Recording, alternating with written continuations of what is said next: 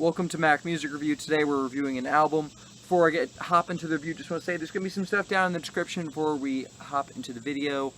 You're going to see what I'm reviewing next. You're going to see how to request an album for me to review. You're going to see all that interesting stuff and all that good stuff about the channel down in the description for this video. Today we are looking at the album Kidz These Days by Judah and the Lion, and this is the album cover. Kidz These Days is the debut album for Judah and the Lion.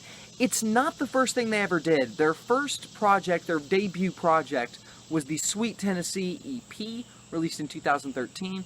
And then a year later they came back with, they hopped back into the music with this album, Kidz These Days.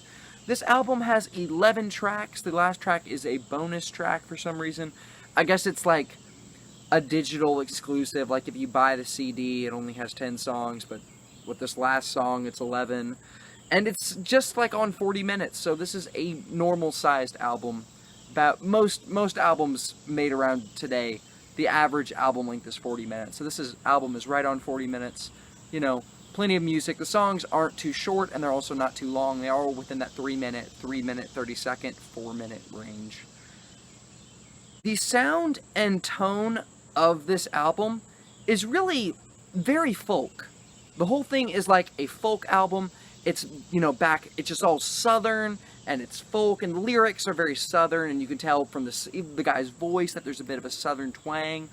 Just this tiny hint of it. But in the lyrics and the imagery, you got a lot of references to the South, and you got banjo music on a lot of these songs. You got some, like harmonica here and there, I'm pretty sure.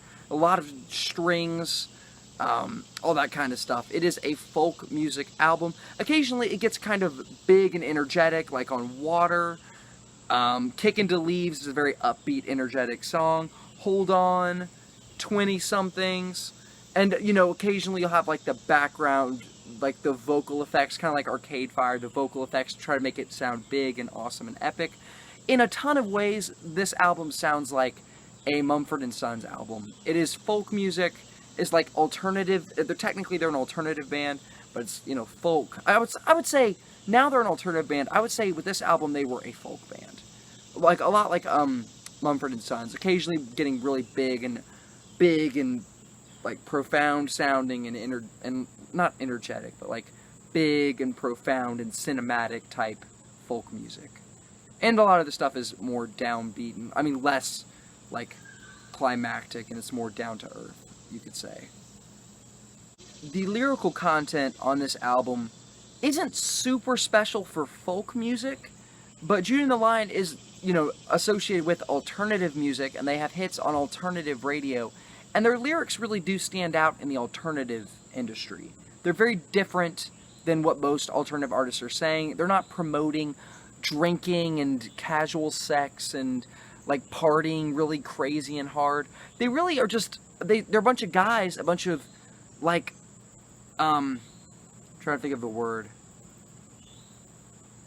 A bunch of, like, wholesome, good-hearted guys, southern guys, just kind of having fun, but also imparting some wisdom and and occasionally grappling with serious stuff.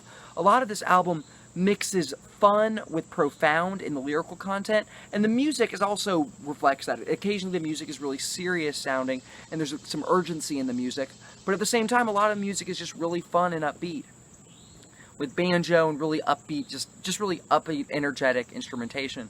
So this is an album that mixes the fun and the serious, and it does it very, very well. This album is filled with really heartfelt, this whole album is very heartfelt. It all feels very genuine, with the music not being like with tons of modern instrumentation and stuff. Occasionally, it does have the big climactic kind of stuff where it tries to be really big sounding, like on Water and a few of the other songs. But for the most part, the music is just really genuine, real folk music. And the lyrical content also feels just extremely heartfelt and genuine. And this album's just the wholesomeness and the genuineness of the lyrics and the music and just the authenticity of this album. It just doesn't feel fake. It just feels real and sincere. The only exception to this would be the song Love in Me, which just has a really cheesy chorus. But besides that, the verses on the song sound actually pretty good. Honestly, I like every single song on this album. They're all very good songs. They're very authentic. They're very heartfelt. They're very real. They're really fun, and a lot of the times this album is pretty profound. And yeah, this is a really good album. I'm gonna give this album 4 stars out of 5. Judah and the Lion changed a ton after this album.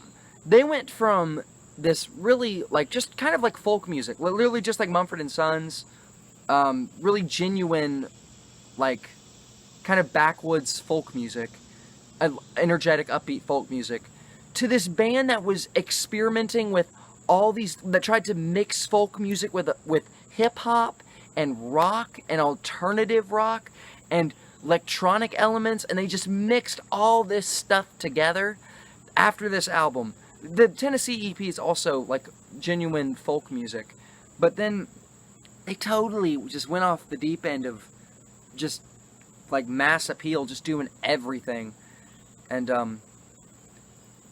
I think it really hurt the band. We'll get into that with the next review, but for now, this is a great album. Thank you for watching the video.